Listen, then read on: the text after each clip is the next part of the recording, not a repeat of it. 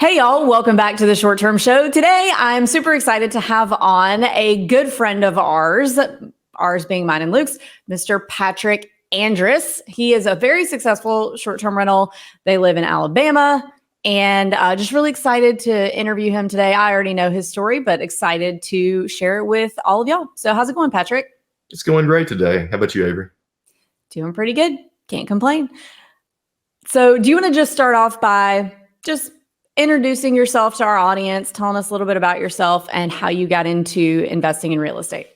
Sure. Yeah. So my name is Patrick Andrus. I'm an attorney and engineer in Alabama. I've got a bachelor's and master's in civil engineering from the University of Alabama and a law degree. So way too much education.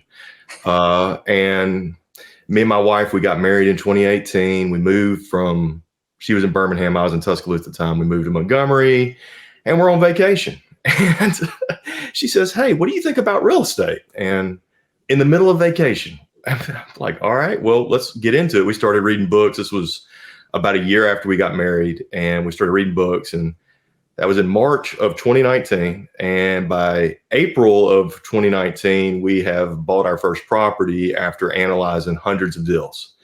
But when we first got started, we were like, well, where do we want to invest? That was the first thing that we kind of we're trying to figure out. And we looked at beach properties. I was like, it'd be cool to have a beach property. We can go down and use it. And we started running the numbers. And I'm like, they're charging this much money for property management. We can't make this work. So we ended up saying, well, let's just do the long terms. We'll get a property manager. And Montgomery wasn't a favorite market of ours because it's not got good appreciation. The population is fine. And so we said, well, let's just go back up to Birmingham. We could buy there. And we ended up moving back to Birmingham during COVID. But so we started buying properties up in Birmingham. We bought like 7 our first year in Birmingham, got some good numbers going.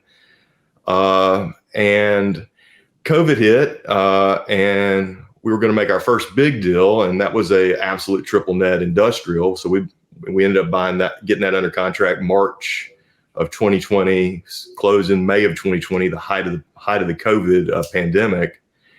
And then I met Luke. And I read your book, and we figured out we could do short-term rentals. And so we ended up getting our first short-term rental under contract in Panama City Beach, Florida, in October of 2021. And everything was just moving, and it was crazy. The market was just nuts right then. But we ended up getting under contract. We got it for a pretty decent price, great interest rate, and been managing it. We're doing much better numbers than the property manager was doing on it. And it's just been a great investment. And we bought our next one. And this was another one in Panama City Beach. And it's done great. It needed a lot of work. It was a complete gut job. We took it from looking like your grandma's house. I mean, it had the curtains, it had the floral decor, it had painted tiles in there. It was awful. And now it's updated. It looks like a good beach property. And so we bought that one, and it's been doing great for us. And it's all about the location, the management, and it has made it where I'm not really practicing law that much anymore. I'm managing my real estate and taking care of it that way. And we hadn't been able to find much because, the prices keep going up. But we did end up buying one down in Cape Sandblast, and it's been doing really well this year for us. We've had it for 8 months, and we're doing very well. The reviews have been great. So we're excited about that one too. So. This episode is brought to you by Short-Term Rental Listing Advice. Join this Facebook group and post your listing to get advice from other hosts, including myself, on how you can improve your listing. Or just post your property so you can show off. Join us at strlistingadvice.com. That's strlistingadvice.com. All right. So, but your Panama City place, it is on the sand, right? One of them is. One of them is. Okay. So the second one we bought is beachfront. And my strategy during the COVID pandemic was everybody's going after these properties that have been, on the market for one day. I was like, let's see if we can get properties that have been on the market for a little bit of a long time. And so like the beachfront one was on the market for 500 days because they wanted too much money. We put in a low ball offer and we got it for what the sand was worth, which the sand is very expensive down there for beachfront. But we knew we had a 4,000 square foot house with plenty of bathrooms, decent parking, which is a key down at the beach. You want bathrooms and you want parking, and decent parking, good bathrooms. And we said, we can make this work. And so we did the renovation from afar, got it done, and it's done well. The other one was rent ready. It had just been completely redone, but it had been on the market 90 days. And so my strategy during the Airbnb thing, where it was just going balls to the wall, was to find properties that have been sitting on the market a little bit and then try to get them for the right price. Because I didn't want to deal with the competition, because everybody was going after these shiny brand new properties. And these, our Ocean Street property, which is on the east side of Panama City Beach. It's 60 steps to the beach. There's no steps to the public access. You don't have to cross a busy road. You can park 8 cars. It's got 4 bathrooms, 6 bedrooms, sleeps 20, private pool. So that we can make this work. And yeah, I guess you can. well, we added a heater to the pool so that we offer free pool heating, and it has just been doing great. We didn't double how much money was coming in from the previous property manager, but we increased it about 40% just by managing it correctly. So it's been great, but everybody loves that house. It's because it's so close to the beach. They love the pool. And then for the surf house, they love it. And then we bought our most recent one in March of this year down at Cape Sandblast. And I'm just always looking for a good deal. Run the numbers, make sure you find the good deal, be conservative with your numbers. And then when they do a little bit better than expected, then you're doing well. Yeah. So yeah. There are properties out there. You just have to be looking, and then you need to know your market. So. Yeah, I think that is the most important thing, is knowing your market. I've seen people, whether they're commenting on like our Instagram or in our Facebook groups, and they'll say, oh, I looked in X market, but the numbers didn't work. And to me, in any market in the country, I don't care what market it is, if it's a metro market, if it's a rural market, if it's a vacation market, there is not an entire market where the numbers don't work on every single property. There is a deal if you wait long enough and if you're persistent. So if you look one day and say, oh, there's trying to think of what I know. I know for a fact there are 1,800 properties on the market in the Smokies right now.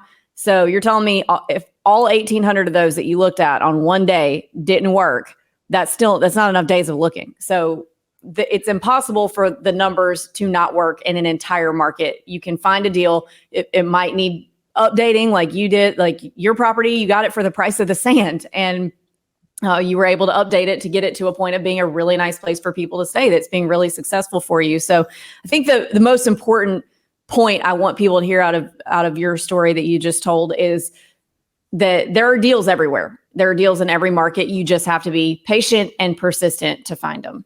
Yes. I call it driving the beach. I'll get on realtor.com and I'll go from Cape Sandblast on the map, looking in the areas that I want to buy all the way to Pensacola. And I do it every day.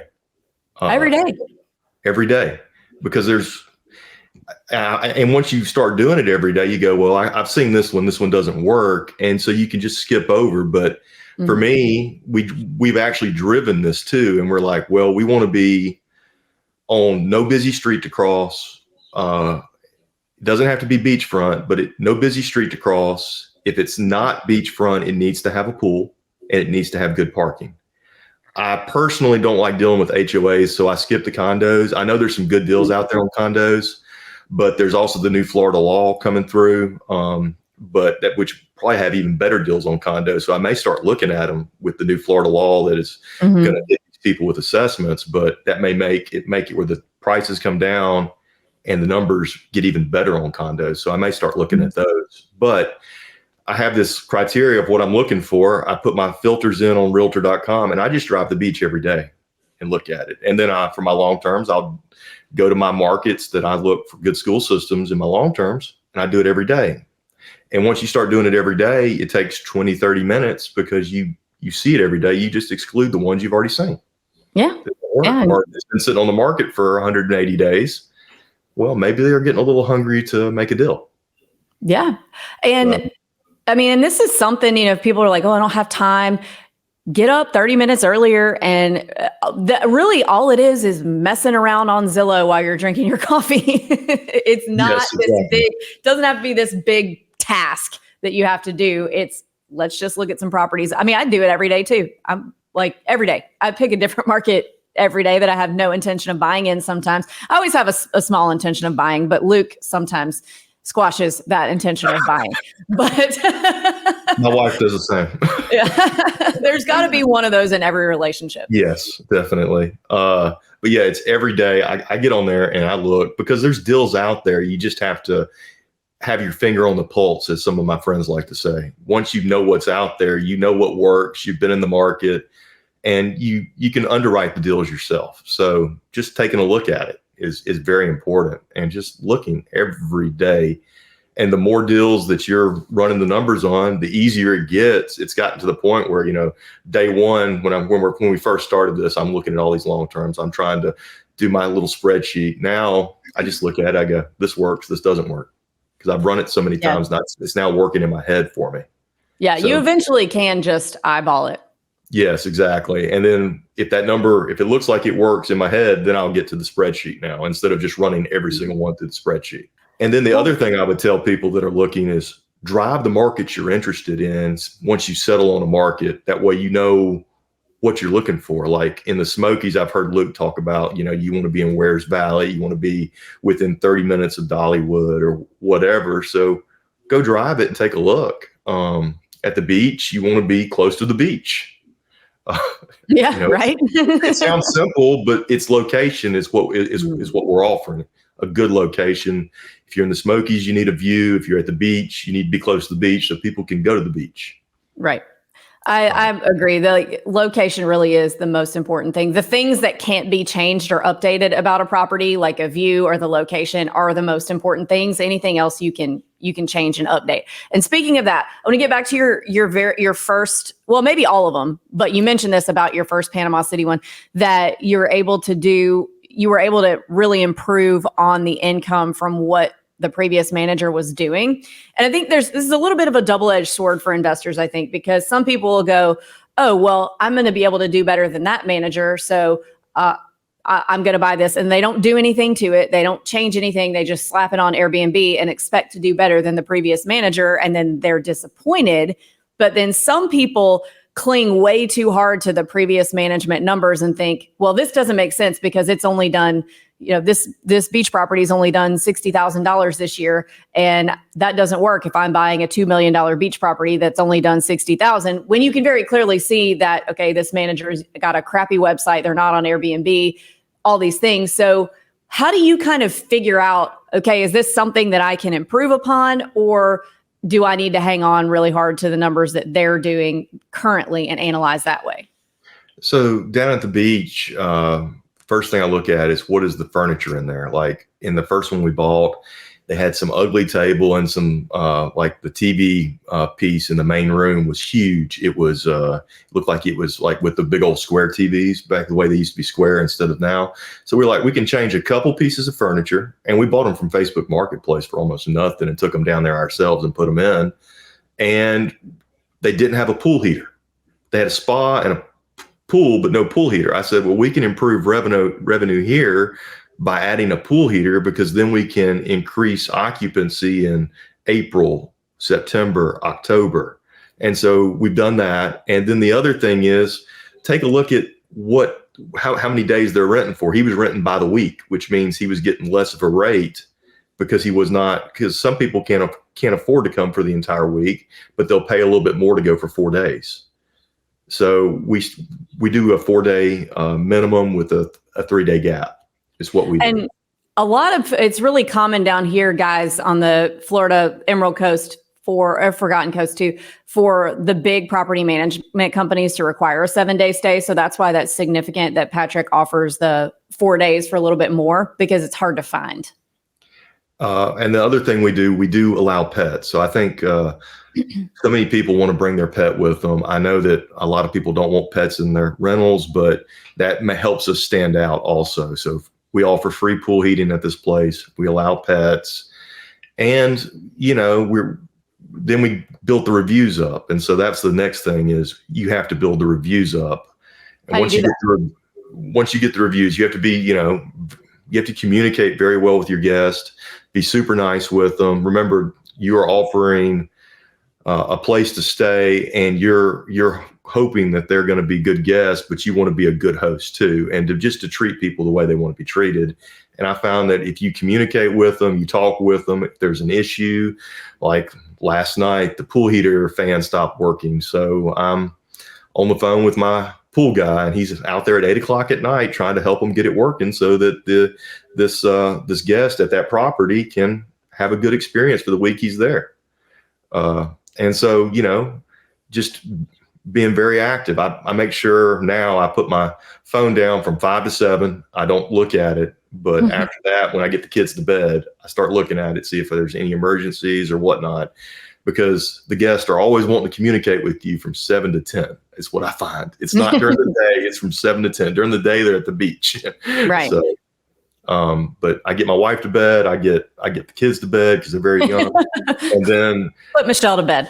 I put Michelle to bed. That's right. Because she works in the healthcare field. So she has to get up early to go do that. So, but I think the biggest thing was going from a 7-day to a 4-day to increase it, and then add in the pool heater. So see if there's small little value adds that you can do at a property that's going to increase your ROI at the property is a big thing. So a pool heater, just free pool heating, done. Offer pets, done. Now when they go through their filters, we're at the very top because we sleep with a lot of people. And then you also look at it. How many people are you sleeping? How many bedrooms? How many bathrooms? There's not very many properties. So we bought the first one we bought was a 6-bedroom, 4-bathroom, 2,700 square foot house, very close to the beach. So there's not very many properties that hit us there. There's a lot of 3 bedrooms and 2 bedrooms down in Panama City Beach, but there's not very many 4 and over. So that really helps our occupancy from March through October, but we're not getting anybody from November through February. So if you're worried about snowbirds, you need to understand what a snowbird is looking for versus what a bunch of families are looking for too. So just think about the way people vacation. This episode of The Short Term Show is brought to you by The Short Term Shop. If you're interested in buying a short-term rental in one of the top vacation markets in America, just go to theshorttermshop.com and click Get Connected with an Agent. If you purchase a home with the shop, you'll have access to all of our client-only benefits, such as training on how to manage your short-term rental. So we'll teach you everything you need to know, from how to set up your Airbnb and Vrbo listings to how to use the property management software that you'll need to streamline your business, all the way down to helping you source your local boots on the ground like cleaners, handy people, etc. We've taught thousands of people just like you how to buy and manage their vacation homes from anywhere in the world. So head on over to theshorttermshop.com and click Get Connected with an Agent to get started. I do have to mention that we're brokered by EXP, or else I get in trouble. We'll see you guys over there. If you like what you're hearing, if you're picking up what I'm putting down, you can join me on a live weekly call to talk about your next short-term rental or ask questions about the one you already have. I am live once per week on Zoom. I would love to have you come and say hello. It's strquestions.com. That's strquestions.com. Come and join us. That's super important. I see people a lot asking, oh, it's November, or when they're going to buy in a beach market or any seasonal market, how can I improve my bookings in the off season? Well, a lot of times you can't. And you just have to be okay with that and know that you are going to make all of your money in the high season and run your numbers knowing that you're going to make all your money between March and the beginning of October. And does that make sense to invest in? If so, then move ahead. But if not, or if that's something that you just can't get past, which is okay. Some people can't get past not having bookings in the off season because it just gives them anxiety, and that's fine. There's other markets to invest in if that's something that's going to keep you up at night. The point is not to keep you up at night. The point is to help you sleep better at night because you have extra income. So, and the thing I love about not having bookings in the off season from November to February is it gives me time to get little small things done at the property and not worry about stuff like, last year we renovated some bathrooms during the off season. Perfect. Didn't have to worry about it. And cut into your income. Exactly. But like the Ocean Street property that we have, the guy who owned it was the property manager. He has several. Has like 40 of them down there. He's actually our neighbor down there too. He's a super nice guy. Been a wealth of knowledge for getting contractors and stuff. So always be friendly too. Yes. Like Michelle calls it my hee-hawing is what she calls it. I've heard her say that before. I will go talk to somebody and just get information. She goes, how do you do that? I said, just talk to people. They're going to be friendly with you and they're going to want to help you. So he's given me contractors down there that can come in, maintenance people that can come in. And it's really helped a lot to have that person. I can call him. We send him a Christmas card every year. But he was doing like 110 at Ocean Street a year for that property. And he had it sleeping 24 people. We got rid of a couple beds, have it sleep 20 because I don't think families want to get too crowded in a place. And then we did 185 last year. Oh, wow. So, and did you do any significant renovations to get to that point, or was this all kind of the smaller, the pool heater, the changing of the minimum night stay, all that? It was just that. Wow. He had just renovated the place when he sold it. Okay. So he had put in new LVP in. He put in granite countertops. He had some older furniture in there, and we got rid of 2 pieces of furniture, and we got rid of 1 sleeper sofa, and now it sleeps 20, and we kept everything else, and we added the pool heater, and people love it. So, wow. So, man, and you bought that at the height of everything when, there's a lot of people who bought stuff in 2021 that are selling right now and claiming, oh, it was saturated. And what's been your experience with that? We are solidly booked from March through October every year. This year, we're going to do probably, it looks like we're on par to do exactly the same as 2023. So I haven't seen anything. I think it's communicating with guests. And we're only on Airbnb and VRBO. We're not trying to do the off-market stuff yet. Yep. We're just going to try Google Vacation Rentals now. But people are booking, and they're looking for good properties that are close to the beach. I think it just comes down to location and how you treat people. And if you communicate real quickly with people. So, if there's an issue, we try to get on it immediately. And I will have our pool person get out there and our handyman get out there if there's an issue. And we try to take care of our guests that way. I haven't had any issues with that. It's the same at the Surfside Retreat property we have. We are fully booked from March through the end of October. And that one I can't believe it. It even booked for New Year's this year. It booked for Christmas and Thanksgiving. Wow. How big is that one? It's a 5-bedroom, 5 ensuite bathrooms, 2 half baths. Is that one in Panama City, or is that the Cape San Blas one? It is 5 blocks away from the Ocean Street property. Okay. Wow. Technically it's in unincorporated Bay County.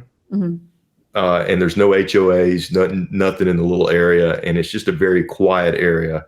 In fact, I bet you and Luke know where that area is. It's got a little bar place nearby that's a motorcycle club called the Alibi. Oh, I don't know that one. During the bike week, they have all the bikers go right there. No, I've never done. We did Thunder Beach 2 years ago. It was on my birthday. Pantera was playing, or the current iteration of Pantera. So we went down there and saw Pantera and Rob Zombie. Oh, fun! I think my motorcycle rallying days are over. So, yeah, it was an interesting. I probably won't go back during bike week because it was very loud, but it was an interesting experience. I'm glad I did get to experience it. I just know that if I get on a bike, I will kill myself because I'm very clumsy. Well, you can get on the back of Luke's. We'll ride you around. Our Cape Sandblast property we bought in March of this year. It's done very well. We are booked for Thanksgiving for that one. I can't believe it. Oh, wow. But it's a 5-bedroom, technically a 6-bedroom, but we use one of them as a game room. Okay. And a 4.5 bath. Didn't have any damage, thank the Lord, from the hurricanes at all, and it's been going very, very well. Down there. Yeah, I'm going to get to that hurricane thing. First, I want to know how much did your Cape Sand, I know you haven't had a full year yet, but how much did your Cape Sandblast place do this year so far? So we went on the market in May. We are about 130 right now. Okay, so you did 130, but you missed the entire spring break, and you probably missed a lot of good summer bookings because you weren't online in time. And you have to build up your reviews first. So people always look for good reviews first. And so we're all 5 stars down there, and it's the reviews are coming in great. Everybody loves the property. We're right near the stump hole, and everybody loves going down to the stump hole and seeing all the eagles. The eagles actually will buzz the house there too. So awesome. I love that. Yeah. We have a seawall there. And so we built up the reviews. I'm expecting the numbers to be even better next year. But the first year, you're like, well, we're competing with all these other properties that have 5-star reviews. We got to get our reviews up next. And we missed, like you said, people start booking on Vrbo about right now. They're beginning to start looking right now through January. So we missed that entire period of booking, but we got a beachfront property for a good price. And just because we were staying on the market, I was driving the beach, as my wife calls it. And I texted January, who's with the short-term shop. And I said, January, is this a real listing? It was a beachfront listing. I said, is this real? Because I thought it was a fake listing for the price they're asking for this big, beautiful house.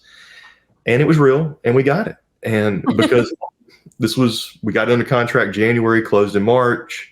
We repainted the house on the inside because it was all white, which I don't like white in a short-term rental because it gets dirty too quick. And then we replaced all the furniture to get rid of grandma furniture and got it on the market and started taking bookings at the end of May. So, all right. I mean, you're crushing it. You're absolutely crushing it. It's just being active and staying up with the properties. The other thing that we really, really like to do, so we keep giving guests a good experience, is we will go stay in each of our properties at least a week. Gotta do it. Just to make sure there's no deferred maintenance. We'll go down in February, replace beach chairs.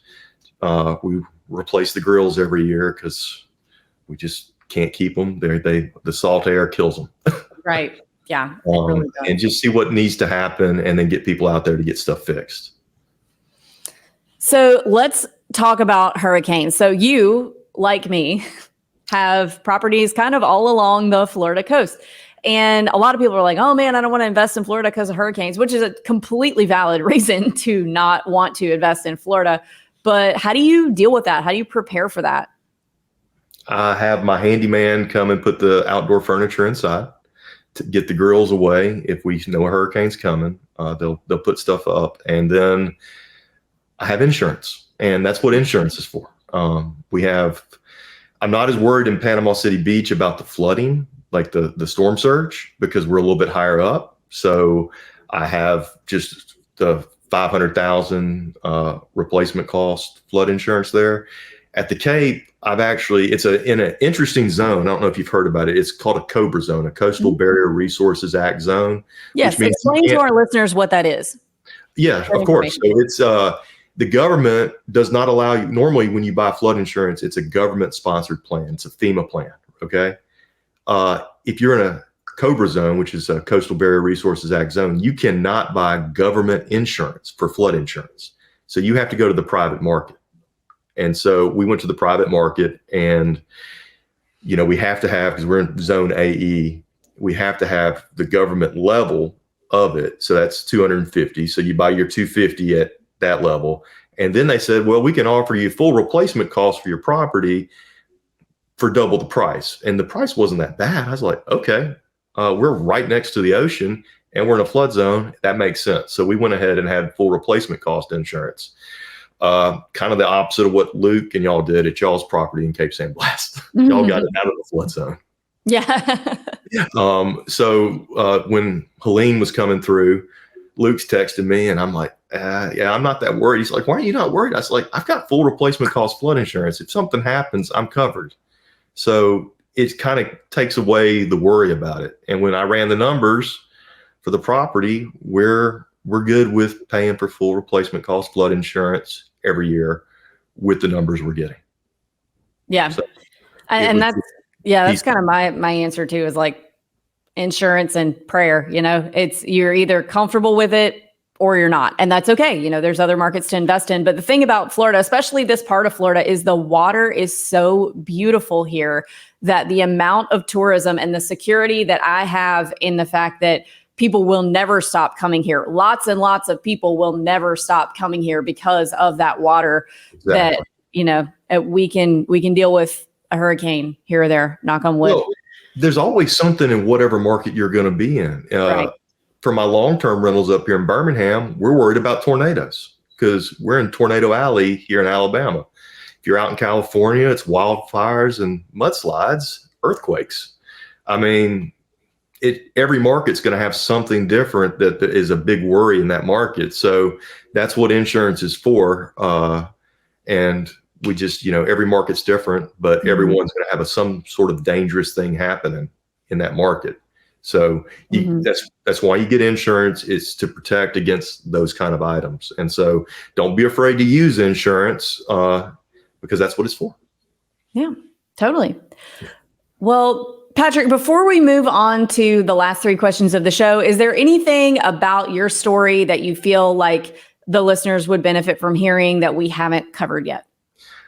The thing that whether you're getting into long-term, short-terms, commercial, whatever, it's building a team. So one of the first things that we did is when we were beginning to invest was we built a team. Go ahead and start talking to a CPA. You need a good CPA. You need to have an attorney friend that you can run stuff off of to protect yourself. Luckily, I had that covered. You're going to need to find good contractors once you get out there. Vet your property managers if you're doing long terms, or if you're doing short terms and don't want to deal with the hassles. I couldn't figure out a way to make the numbers work, but do that. And then talk to bankers.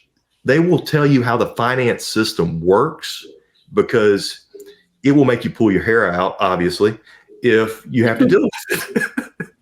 And then if you're in Florida or if you're in some of these other places, insurance, you've got to have good insurance contacts, because it's getting harder and harder to get insurance in every market, not just the Florida market, but every market. I mean, I have issues for a couple properties I've got in Tuscaloosa, Alabama, that you wouldn't think you would have a problem getting insurance, but it's becoming a pain everywhere. So build a team up that you can run ideas off of, trying to find solutions. And that's very important. And a good real estate agent in your market that has their finger on the pulse can talk to people for you. All great advice. So, all right, here we go. Last 3 questions of the show where you get to give people more advice. So first question, what advice would you give 20-year-old Patrick? Get started sooner. I really wish I had started investing in real estate when I was 20. I look back at the prices back then versus what they are now. Real estate is a long-term game, as we all know. So the prices 20 years ago were less than half of what they are currently. If you look at what a property sold for in 2005 at the beach, that was just a normal beach house, you're talking a $300,000 purchase versus now it's over $1 million. So just get started. Don't wait. Don't be afraid. Go ahead and just get started. Good advice. And next question, what advice do you have for a new investor who's looking to get started today? Educate yourself. It's so important. You need to educate yourself about finance. You need to educate yourself about the location and the markets you want to be in and what type of investments you want to be in. And then understand what you're looking for and narrow it down to specifics, because you can't just invest in everything. You need to pick something or a couple of things and go with that and learn it, because that's how you become good at it. Is the more you do it, the better you will become. Also great advice. And last question, what's your favorite book that's impacted your mindset? Well, the one I use the most is probably Rich Dad, Poor Dad. It's just really good advice about real estate and also how to order your life so that you are maximizing your income, and how to think about what is an asset and what is not an asset. So I really enjoyed reading that one. I actually read it on the plane out to Hawaii. So yeah, that's always, I mean, the good old staple. All of his books are good. He's kind of, I don't want to, well, I feel like this is really disrespectful to say, and I acknowledge that this is disrespectful to say about Robert Kiyosaki. He's kind of like lost it a little bit. He's kind of losing his mind a little. Yeah, I'm not going to disagree with you there, but we all seem to do that as we get older. Don't we? Yes, we do. Some of us sooner than others. Yes. And then, it's just been great. And then, you get to meet new people. Like when I met Luke, a great friendship formed, and we have become really good friends. We talked for 45 minutes yesterday. He'll do that. If he so likes you, you're going to hear from him. Yes. Well, I was sitting there thinking I hadn't talked to Luke in about 3 weeks or something like that. I need to call him. And so I called him. He was busy and he called me back. We talked for 45 minutes yesterday, just about life. And, you need to have people you can run stuff off of. Even if you don't live next to them, doesn't matter. Just talk to people. So I really enjoy that, because I work from home now because I'm all in real estate, and I talk to my friends, and I've got a few very close friends, Luke being one of them. And every time we go down to the beach, we try to have dinner with y'all just because we enjoy seeing y'all. So it's just been good to meet like-minded people that are interested in growing a portfolio and then building it for your kids' success too later down the road. We're looking forward to being able to hand this off to the kids, and where they don't have to struggle or think about stuff. And I know y'all are doing the same. Doing our best. And we love you guys, and we appreciate y'all's friendship too. And thank you so much for coming on. I can't believe I haven't had you on sooner. You've been on Luke's though, haven't you? I've been on yours too, when we talked about about Panama City Beach. Oh, but that was with a panel of people. It was with a panel, yeah. It's, I'm a very quiet guy when it comes to our investments, and we don't talk about it that much. We're not on the social media too much, hyping it, just kind of focused on trying to find new ones, and always looking. I'm trying to 1031 our Cape Sandblast house now to get because we've identified a bigger property that we'd love to have in Panama City Beach. But at the worst case scenario, we're going to keep it, and it's going to be great, and it's doing well for us. It's just, we're like, we can get a bigger property and use it because we bought it well. So it's just, but your listeners need to pick a market, stay in the market, look at the market every day, 20 minutes, take 20 minutes. So good advice. Yeah. The 20-minute rule, Patrick Andrus. Start hashtagging that on all the social media. All right. Well, thank you so much for coming on, Patrick, and hopefully we'll have you on again soon. And thanks so much. Can't wait. Thank you, Avery.